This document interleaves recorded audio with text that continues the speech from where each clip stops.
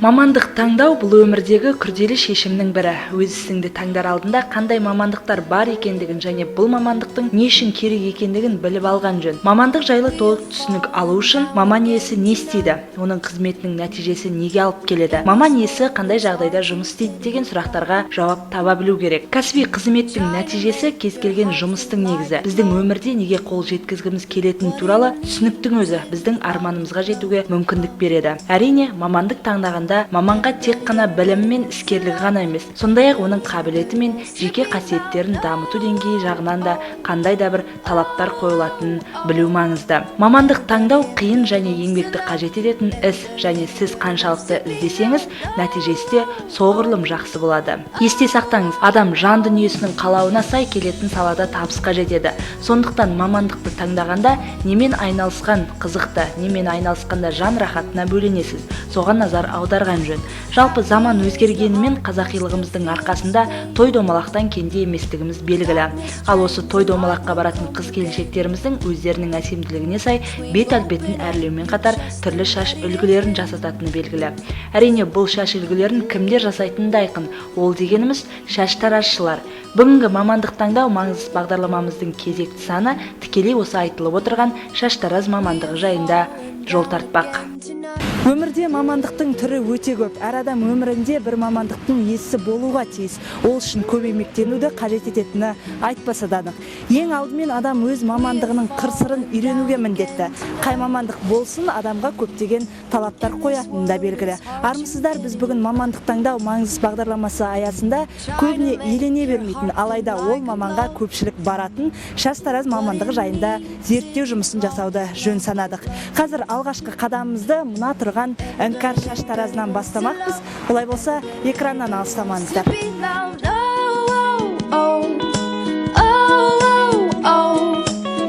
Everybody wants to love. Everybody wants to be loved. 10 жылға жуық еңбек өтілі бар жас маман Айжарқын Бақытқызын шашқи үлгісінің нағыз хас шебері деп айтуға тұрарлық жан. Сөзімізге дәлел ретінде біз осы шебер жанды бағдарлама барысында сөзге тартқан болатынбыз. Еш мүдірместен өзімізді қызықтырған сауалдарымызға жауап далалдық. Кейіпкеріміз шаштараз мамандығына келуіне тікелей анасының себепкер болғандығын мақтанышпен жеткізді. Жалпы осы шаштараз мамандығына қалай келдіңіз? Мысалға, менің өзі анам 25 жылдай өзі мұғалім болып істеген. Менің бала күнгі арманым негізі сол анам сияқты. Қыз бала анасына қарап өседі дейді ғой. Анам сияқты өзім ұстаз болуды армандадым. Бірақ анам өзі үлкен өмір жолдарын көргендіктен маған ұстаз емес, осы шаштараз мамандығын оқуын ұсынды. Соны осы оқуға түсуіме маған ықпалын тигізді, былайша айтқанда жол сілтеді анам. Сол кезде мен шыны керек өкінген болатын. Өйткені біз қазақтар бойынша біле бермейміз ғой. Қазіргі заманда мысалға осы дағдарыс заманда неғұрлым мысалға сол еңбегіне қарай бағаланатын, яғни көп жастар мысалы ақшасы жақсы сол жағына қарай қарайды. Ал ол кезде ол ондай қатты қиналып жатқан жоқ, бірақ сонда да мысалға сол оқуға мен Жезқазғандағы мысалға 6-шы училище дейді ғой, соған түстік. Сонда былайша айтқанда 90% балалардың детдом балалары, орыс балалар көбісі. Сонда біз жылайтынбыз анамызға, сіз бізді қаяққа түсірдіңіз, қандай жер финансист елі бір жақсы мамандық, аты жақсы мамандыққа юриске неге түсірмедіңіз дегенде айтатұғын осы адамның басы болса шашы болады.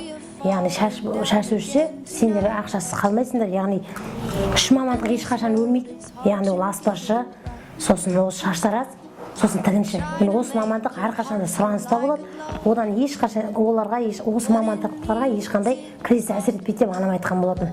Сонда жарайды, енді оқи бердім, онша сүйген жоғым ол кез маманды. Бірақ екемін болды ма, әр нәрсені өз адамға мысалы екем болды, Алладан берілген. Өзім бала кезде мектепте оқып жүргенде анамыз біз далаға ойнайтын уақытымыз болған жоқ. Себебі суреттен бастап өнер жолына бізді апара берді. Мысалы әнге берді, домбыраға, бүкіл аспапты ойнаймыз, солай бере берді. Соны ішінеміз таңдағаны мен мысалға сурет мамандығын бітіріп шықтым. Ал шаштаразға сурет тікелей байланысты. Себебі адамның бетінің контурына, құлағының формасы, басының формасына қарап, денесінің формасына да байланысты. Соған байланысты адам шаш үлгісін қоясың. Соның бәрі маған болашақта ықпалын тигізді. Сол оқуды оқып жүргенде, мысалға мен былайша айтқанда қадірін білмедім. Ал оқуды бітірместен уже мен бастап оқып жатқанда екеуім келді ме, уже сол кезде мен жұмыс істей бердім. Мысалы кейбіреу оқуын бітіріп, сосын бірақ практикаға шығып жатты ғой. А біз сол кезде егізіміз екеуміз түстік. Сол кезде сразу біз уже жұмыс істей бердік. Яғни қолымыз не екеміз келеді, ашыла бердік. Біз сол кезде, мен сізге айтайын, бір 2007 жылдар мектеп бітірсем, 2018-ге енді келген жастарымда біз уже ақша тауып жүрдік. Яғни солай келдік. Оқуын бітіріп, арнайы кәдімгідей. Одан кейін де 3-4 оқу бітірдік. Мұғалімді де, нені де. Бірақ осы мұғалімдерді дипломмен алуға, мысалға Қарсақбайға барып келдім. Істедім ол кезде. Бірақ маған ол менікі емес екенін түсіндім. Ол мамандық менікі емес, менікі не өнер жолы, не осы адамға мысалға сұлулық сыйлауда осы ол екінің бірінің қолынан келе бермейді. Ол яғни ол өте үлкен жауапкершілік, адамның көңілінен шығу, яғни сол кісінің былайша айтқанда қалап тұрған шашын жасап беруі мысалға ол өте үлкен жауапкершілік. Маған осы ұнайды. Мысалы мен жұмысыма келгенде жұмысқа келе жатқандай болмаймын. Мысалы шаршамаймын. Мысалы біз клиент қаласа біз түнге дейін қалып жатамыз. Себебі бізге маған өз басыма жеке жауап беретін болсам, маған клиенттің күліп кеткені важный да. Мен жұмыс істей береміз. Маған бұл жұмысым өзіме ұнайды. Сол себепті осы салаға келдім мен. Сондай-ақ мына әрқандай мамандық болмасын, әрқайсысы өзіне мысалы үшін ыстық болады. Сіз енді осы шаштараз мамандығын таңдағаннан кейін басқа саламен салыстырғанда бұл мамандықтың ерекшелігі қандай сіз үшін? Несімен ерекше? Себебі, мысалға өзіңнің еңбегіңді, мысалға еңбектер, мысалы мен сізге қазір шашыңыз үлгісін жасап жатырмын. Осы еңбегімді мен өзім сол қаншалықты лайықты екенді сол жерде бағалайды клиент. Мысалға қайсысы болады? Соншалықты бұл қиын мамандық емес. Егер шынайы кәдімгідей махаббатпен берілсең, мысалға ол қиын мамандық емес. Ерекшелігі сол. Қолма-қол мысалға ақыңды аласың. Ешкімге өзіңе би, өзің қожасың. Я былайша айтқанда. Ешкімді мысалға жалындырып жалпаудың қажет жоқ. Өзің жұмыс істеуіңе, еңбегіңе байланысты мысалға семинарларға барып, мысалға оқи берсең, дами бересің. Дамыған сайын, көрген сайын көсем болып, осылай жасаған еңбегін қолма-қол сол жерде аласың. Сонысымен ерекше. Мысалға шыны керек, кім болса да қазір заманда мысалы ақшасына қарайды. Басқа мамандықтарға қарағанда осы кәсіптің бір түрі ғой, әлде қайда осы мамандықтың ақшасы өте жақсы деп айтуға болады мысалға. Шыны керек, жасыратын ештеңесі жоқ оны. Сол себепті де келдім, сонысымен ерекше. Сол жерде ала аласың мысалға. Клиент бағалап кетеді. Көңілінен шыққанша шығасың, шықпай жататын кездер болады. Бірақ мысалы мен Москвадан оқып келген ұстазым болды, сол кісі бүйтіп айтатын. Мысалы, алдыңа клиент келіп дейді, сіз не істейсіз дейді.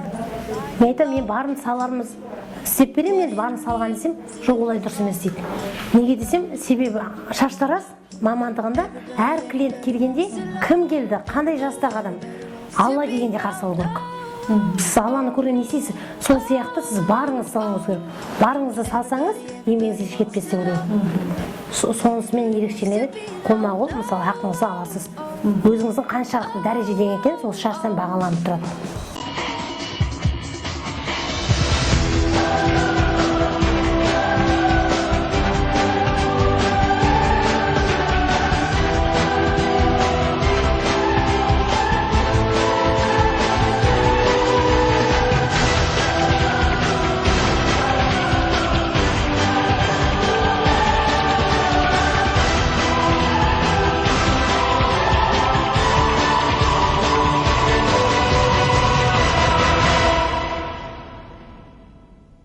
Бұған дейін қаламыздағы сұлу, престиж, эгоист деп аталатын сұлулық салондарында қызмет атқарған Айжарқын қазіргі таңда бір жылдан бері осы отырған Іңкәр сұлулық салонында шаш қияды. Бағдарламамызға түсіріп отырған кейіпкеріміз тек қана шаш қию үлгісімен ғана емес, сонымен қатар бет әрлеу жұмыстарын қоса атқарып жүрген жайы бар. Нәзік жандылардың, ер азаматтарымыздың, сондай-ақ кішкентай жасөспірімдердің шашын қиюмен айналысатын Айжарқында әмбебап шебер деп айтуға толық негіз бар. Ай сайын келіп тұратын тұрақты келушілерінің бірі Атабай Әмірәлі Айжарқынның шаш қию үлгісінің өзі көңілінен шығатынын да жеткізді. Мен ай сайын шаштаразға келіп тұрамын. Осы кісіге Қандай үлгіні айтам, сондайды басып береді. Айжарқынның шашқа қиғаны ұнайды маған. Енді жалпы сөз барысында білгім келіп отырғаны, күніге мысал үшін қанша адамды қабылдайсыз, және де ол адамдардың шаш қию болсын, шашына түрлі үлгідегі, орысша айтқанда прическа дейміз ғой, соған кететін уақыт қаншалықты мысал үшін жұмсайсыз? Мысалға адамның ол былайша айтқанда қойып отқан талабына байланысты. Мысалға кейбір адамның шаш үлгісі, салып отқан үлгісі қиын болуы мүмкін. Немесе оңай болады, бірақ шашының әр адамның организміне байланысты бір адамның шашы бір адамға ұқсамайды. Қайталанбайды, яғни әркімнің өзінің шашының структурасы болады, әркімнің өзінің шашының болмысы болады. Мысалы, кейбіреудің шашы мысалға бүйраға тұра қалса, кейбіреуінікі тұрмайды. Ал сол бүйраны мысалы жақсы ұстап қалу үшін арнайы кәдімгідей жағылатын мусс деген сияқты арнайы өздерінің гельдері болады, неше түрлі. Солар жағу арқылы мысалға уақытың да жұмсалады соған, әрбір прядқа мысалға уақыт жұмсайсың, соған байланысты. Мысалы, кейбіреудің шашы жай ғана бүйралап қойсаң, сол тұра береді. Бұл енді әркімнің өзінің шашының несіне байланысты, организмінде. 1 сағат жоқ дегенде кетіп жатады, аха. 1 сағат, 2 сағат кетіп жатады. Ол шашының ұзындығына да байланысты. Шашы ұзын болып жатса, 2 сағат кетіп қалуы мүмкін. Енді 3-ге созылмайды әрине, бірақ 1 сағат, 1-2 сағат аралығында болады. 18 жасынан еңбекке араласқан студент қыз осы шашты қию оқуын оқып жүргенде-ақ өз келушілерін таба білген. Бұл оқумен шектелмеген еңбекқор жұмыс істеп жүріп бастауыш мұғалімі мамандығын, сурет мамандығын, сондай-ақ вокалдық өнермен қатар массаж, яғни сылап сипау сынды қызмет мамандық түрлерін қатарынан оқып, өз біліктілігі мен білімін шыңдауда талмай еңбектенгендерін де атап айтқанымыз жөн болар.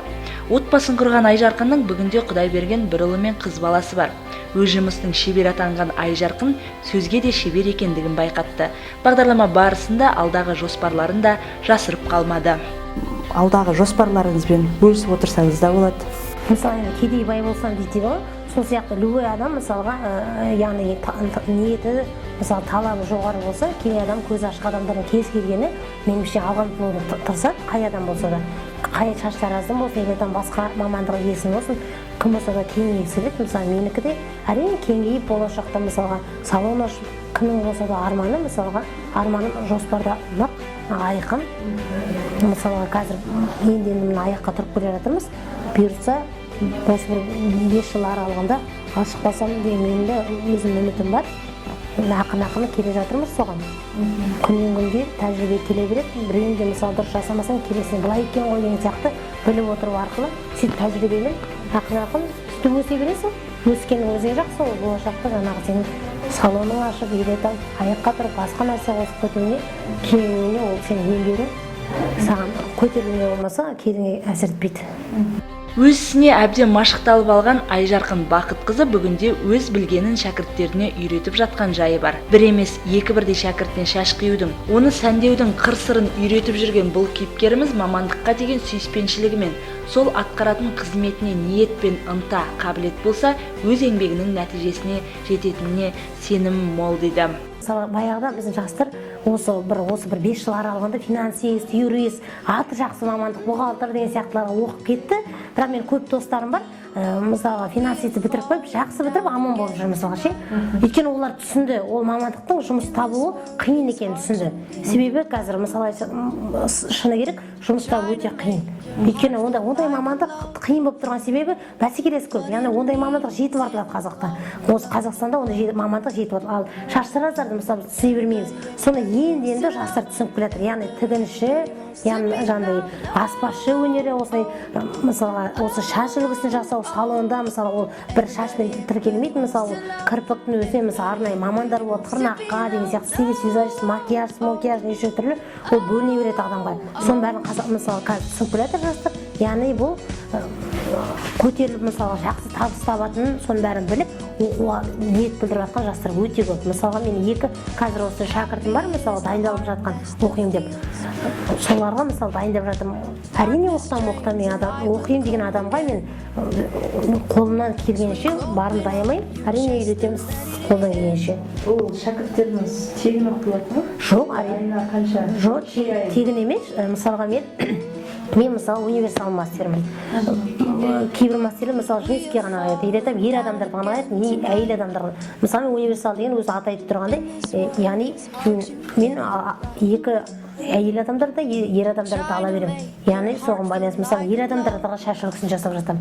Менде мысалы тойдың адамдары баяғыда қазір жастар дамып келе жатыр, баяғыда шаш жуып кете бермейді. Ер адамдардың өздері қазір мысалы шаш үлгісін жасатады.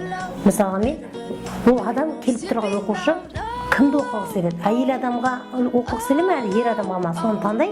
Мысалы ер адам мысалы 25, әйелі 25. Ол шашы қана қиып үйренгені. Ал арқылы макияж, ол арқылы тырнақ, ол өзін оқитын жерлері ме? Мысалы осы жерде адамдардың үйренсе, мысалы мен етпеймін, шашқа байланыстын бәрін үйретемін. Қолымнан келгенін үйретемін. 25-30 аралығында үйретеміз. Айына. Ол мысалы кейбір адамдар сол жеттегі егіліп кетіп алады. Ол икемге байланысты 3 ай оқып, үйренбей кеткен оқушылар болды. Мысалға, ол адам икемге байланысты тасап кеткендер болды, менікі емес деп. Келуде мысалы қызығатта, мысалы бәрі келіп үйреніп кете бермейді. Ол мысалы қолынан келмейтін біліп жатады да, осы жерден тоқтатайық дейтіндер болады. Ол адамның ниетіне, еңбегіне байланысты шығар. Қолының икемі келіп жатса, әрине ол өзі тырысып жатса, соған адам қолынан келген адам қолынан келеді, үйренем десе әрине. Оған әрине ерінбеу керек, оқу керек, айтқанды үйрене беру, аша беру керек. Қазір интернеттің заманы барлығы көрініп тұр, үйренем деген адамға жол ашық қазір. Үйретем әрине. Сөз соңында не жалпы шаштараз мамандығы бойынша?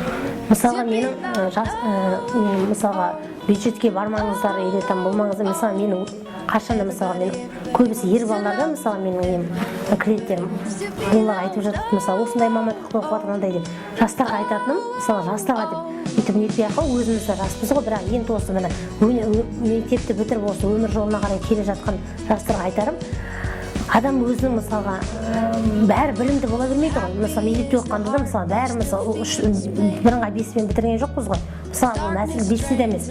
Самый главный сана түзу болу керек. Сосын ниетің түзу болса, еңбекті сүйсең, кез келген биікті бағындыруға болады. Мысалы жаман оқыды демей, мысалы жаман оқыған балалардың өзі еңбегінің арқасында бастық болып жатқандар бар. Сол себеп жастарға айтарым, өзіңнің қолыңа келіп тұрса, негізі осы кәсіп ашқанның еш ол кері әсері жоқ. Шаштараз мамандығын таңдаса, мысалы жастарға айтарым, еш өкінбейді. Ол ер адам болып баяғыда әйелдер ғана қоятын, қазір ер адамдар да бар. Не болса да жүр, себебі оның ақшасы жақсы шыны керек. Соның бәрін олар біліп отыр, көріп отыр, көзімен күнде өзінің еңбегіне сүйет. Бұл жерде ешкім тас көтеріп, белден кетіп елетам, қалдай барандық жағына шаршамайсың.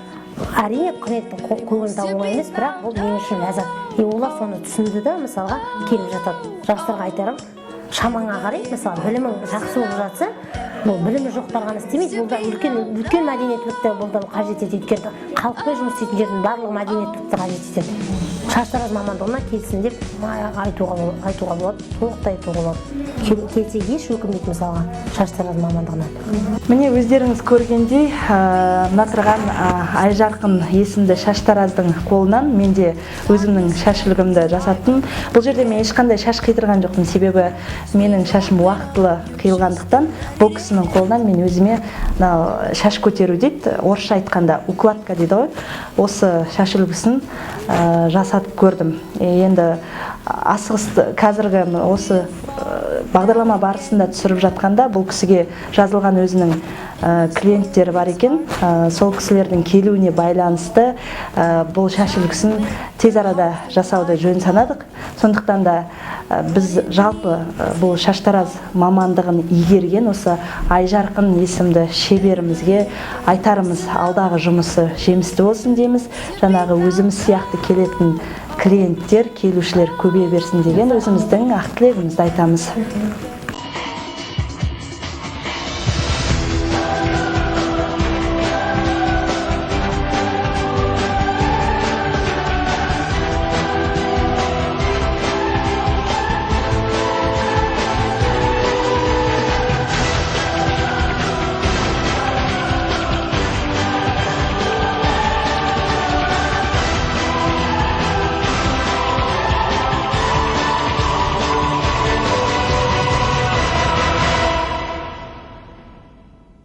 Ал осы жоғарыда атап өткен іңкәр сұлулық салонында тек қана нәзік жандыларымыздың шаш қию үлгісімен айналысатын Мақпал Исатаева болашақта өзінің әмбебап шебер болғысы келетінін де жасырмады. Келушілердің біріне локон деп аталатын сәнді шаш үлгісін жасап жатқан Мақпалды да бағдарлама аясында әңгімеге тартқан едік. Қазір біз жасайын деп жатқанымыз голливудский локон жасаймыз. Ол бір жарым сағаттай алады. Шашы ұзын шаштар көп уақыт алады. Бұл салонда істеп жатқаныма енді 1 жылдай болып қалды. 1 жылдың шамасында. Өзім жұмысым өте ұнайды, жақсы көремін өзім жұмысымды. Тұтынушылардың талаптары әдемі болып шығып кету, мәз болып кету. Бәрі жақсы енді көңілінен шығып, қуанышты қылып жібереміз. Айжарқында адамдары көп, жігіттер жағы келеді, шаштарын довольны болып кетеді бүкілі. Мен тек қана әйелдердің шаштарын қиям.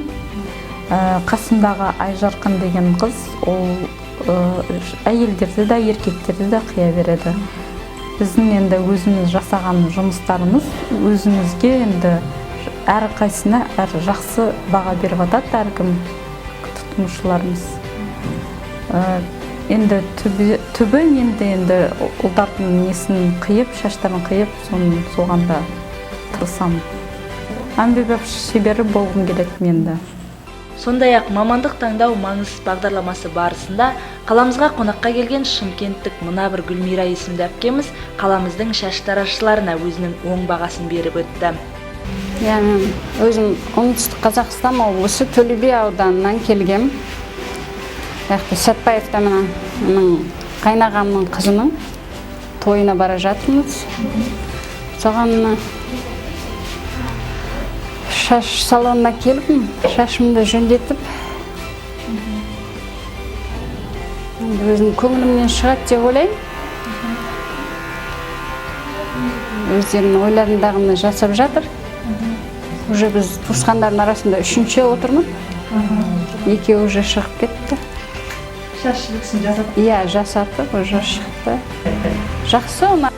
Шаштараз барлық уақытта болған және бола бермек, себебі шаш адам сұлулығын анықтайтын сыртқы бейненің негізгі элементі болып табылады. Ерлер әдетте 2 аптада 1 рет шаштарын қысқартады. Сондықтан да шаштараз бизнесін табысты ету қиын мәселе емес. Маңыздысы барлығын дұрыс ұйымдастыру және айналдыру. Мамандық таңдау маңызсыз бағдарламасы аясында біз одан әрі зерттеу жұмысымызды жалғастырып, жаз мезгілінде жаңадан ашылған Тәуелсіздік даңғылы 23 үйдің артқы бөлігінде орын тепкен шоколад деп аталатын сұлулық салонға қарай жол тарттық. Бұл салонда да түрлі шаш үлгілерімен қатар нәзік жандыларымызға арналған әсемдік пен әдемілікті танытатын қызмет түрлері жетіп артылады. Бағдарламамызды түсіру барысында тіпті сағаттың неше болғанына да назар аудармағанбыз. Шоколад сұлулық салонына бас сұққанымызда сағат тілінің кешкі 6-ға таянғанын байқадық. Кешкілік уақыт жұмысын атқарып біткен бұл салонның қызметшілері де біртіндеп үйге қайтуға қамданған екен. Ал 2007 жылдан бері осы шаш қию мен шашты сәндеудің бірнеше түрін игеріп келе жатқан Жанат есімді шаштаразымыз жазылған келушілерін күтіп отыр екен. Осы бос уақытты пайдаланған біз бұл кісіні де әңгімеге тарттық. 1994 жылдан бастап медицинаның мамандығын таңдағам. 2007 жылдан бастап осы жұмысты ұнатып, үйреніп, салон жаннадан үйреніп, Мұратбекова, менің жана үйреткен адам Мұратбекова Неселді Байконуровна. Сол салон жаннада 5 жыл жұмыс істедім. Содан кейін мен Аянаға кетіп қалдым. Аянада 4 жыл жұмыс істедім. Енді биыл салон шоколад ашылғасын осы жерге келіп істеп жатырмыз. Ер адамдардың шаштарын қиып, бақытты қылғым келіп, әдемілетіп жүреміз. Жалпы келетін клиенттер саны қандай сіз үшін? Әр қалай болады, әр күнде әр қалай келеді. Жобалап бір күнде қанша адам? Бір күнде енді әр қалай болады, 10 адам, 20 адам кейде әр қалай болады адамдар. Бір Записпен жұмыс.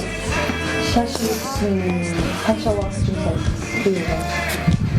қиюға 15 минуттан 25 минутқа дейін кетеді. Осындай прическаларды істеген жақсы көреміз, ұнатамыз. Негізі бұл мамандығыңыз өзіңізге ұнайды ма? Осы мамандық маған ұнайды. Маған жасап жатқан прическаңыз не деп аталады? Осы прическаның аты локоны. Негізі оған бір жарты сағат уақыт кетеді. Бұйралар, осылай лакпен лақтап. Мысал үшін келіп жатқан клиенттеріңізге сіздің жасаған қиған үлгілеріңізді мақтай жататын кездер болады ма? Жоқ, ондай болған жоқ. Бәрі ұнатып, жақсы көреді менің қиғанымды. Балалардың шашын өтесіз? Аха, қиямыз. Балалардың шаштарын, ер адамдардың шаштарын, әйел адамдардың шаштарын бәрін қиып. Бір мысал үшін шаш қию сізде қаншадан басталады? Шаш қию 1000 теңгеден бастап, ер адамның шаштарын мысалы 1800 теңгеден бастап, ал әйел адамдардың шаштарын 1200.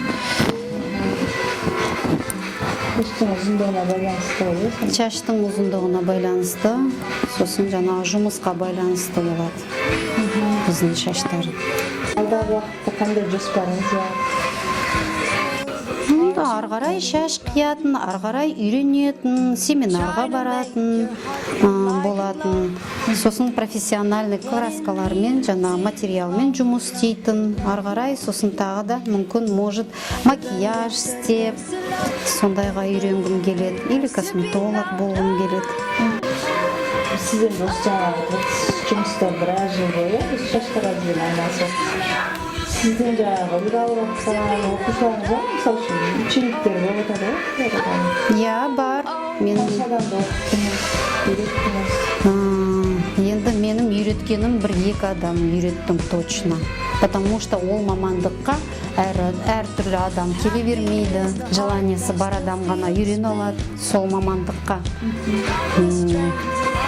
Енді менің 2 ученигім бар, 2 адамым бар. Жалпы бағдарламамыз аясында біз бір емес бірнеше шаштарашыларды әңгімеге тартқанымызға өздеріңізде куә болдыңыздар. Әр салонға барып түрлі сән үлгісін жасатқан менің өзім осы шаштарашылардың шаш үлгісін жасау тәжірибелеріне де көз жеткіздім. Әрқайсының өзіндік ерекшелігі бар екендігін және де қаншалықты жауапкершілікті талап ететіндігін де байқадым. Міне, өздеріңіз көріп тұрғандай, мына бір сәбізше деген құрылғының арқасында жарты сағаттың ішінде біз мына локоны деген шаш үлгісін жасап шығардық. Әрине, бұл мына қасымда тұрған Жанат есімді шаштарашының көмегімен жасалып отыр. Бұл кісінің айтуынша қазіргі таңда түрлі құрылғылардың арқасында адамның көңілден шығатын түрлі сән үлгілерін жасауға болады. Сондай бір өзінің зор пайдасын тигізіп отырған мына бір құрылғы өте тиімді әрі уақытты тез арада мысал үшін асығып отырған адамдарға тез көмегін тигізеді екен. Бұл біз ойлағандай оңай шаруа емес екен. Әр мамандықтың өз қиындығы мен қызықты шақтары баршылық екендігін көзімізбен көріп қайттық. Белгілі бір мамандығы болсын, болмасын кей пенденің екі қолды қалтаға салып, күндіз-түні бос уақыт өткізіп, құр босқа сенделіп жүрген азаматтар да баршылық бұл қоғамда. Ал осындай жалқау жандарға үлгі болып, кәсіпті несіп етіп, өз ісінен береке тауып отырған бүгінгі бағдарламамыздың кейіпкерлерін өте еңбекқор жандар деп атауға болады. Мамандық бұл сіздің ақылмен сүретін өміріңіз, өзіңізді қызықтырған саланы қорғай біліңіз және сонымен бірге өзіңіз де дамыңыз, сонда ғана биікке жетесіз. Жалпы біздің айтарымыз айқын. Мамандық таңдау маңызды бағдарламасы аясында біз осыған дейін бірнеше мамандық түрлерін көрсеткен болатынбыз. Бүгінгі бағдарламамызда біз шаштарашының бір күндік өмірін түсіруге барлық күш-жігерімізді жұмсадық деп айта аламыз. Себебі бағана түсіріп өткен біздің жаңағы іңкәр шаштаразында, сән салонында біз шаштың басқаша укладка деген түрін жасасақ, бүгін міне осы шоколад есімін алған шоколад атауын алған сән салонында осындай жаңағы айтып өткендей локон, орысша айтқанда прическасын жасап шығардық. Енді шаштараз мамандығын барынша сіздердің назарларыңызға ұсындық деп ойлаймын. Келесі бағдарламамызда жолыққанша аман сау болыңыздар. Шаштараздарымыздың клиенттері, келушілері молынан болсын дейміз. Әрине, бұл да әрбір жасап жатқан еңбектің нәтижесі деп ойлаймыз. Аман болыңыздар.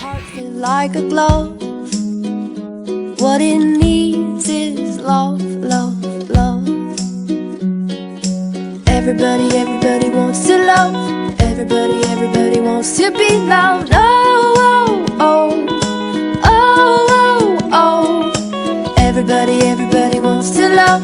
Everybody wants to be loved. Oh, oh, oh.